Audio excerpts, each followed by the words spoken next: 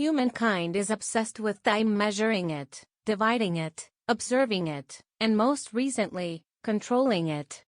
Throughout the course of our species' history, humans have developed three distinct ways of thinking about time. The first is chaotic time, which was the dominant theory during our primitive days. In this view, historical events occur randomly.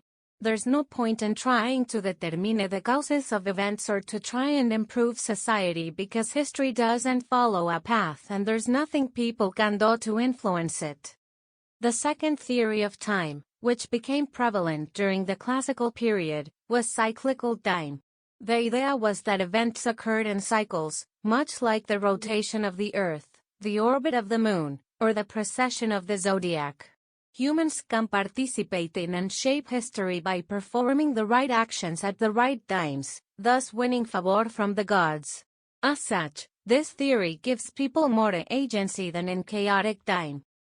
Finally, the third theory of time, linear time, became the dominant force alongside the Western monotheistic religions Judaism, Christianity, and Islam. In this version of time, history occurs as a straight line, a story with an absolute beginning and end with events following each other logically.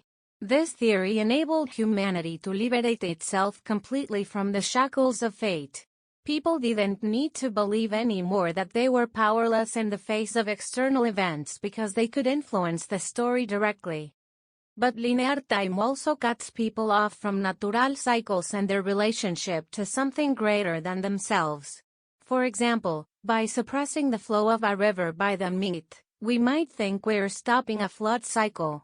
But we may instead be simply ensuring that the cycle is less frequent but more devastating.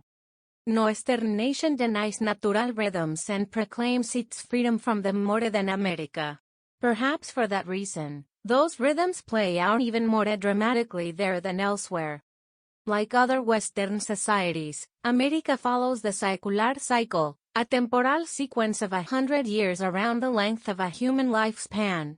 This length of time is called a cyclum, and it contains patterns that repeat. Within each cyclum is a turning, a span of about 20 years. This corresponds to about the length of one phase of human life, from childhood to elderhood. In miniature, a cyclum is like a year, while a turning is like a season. Altogether, the 4 turnings of a cyclum comprise each 4 seasons of growth, maturation, entropy, and decay. In the next chapter, we'll go into more depth as to what characterizes each of these periods.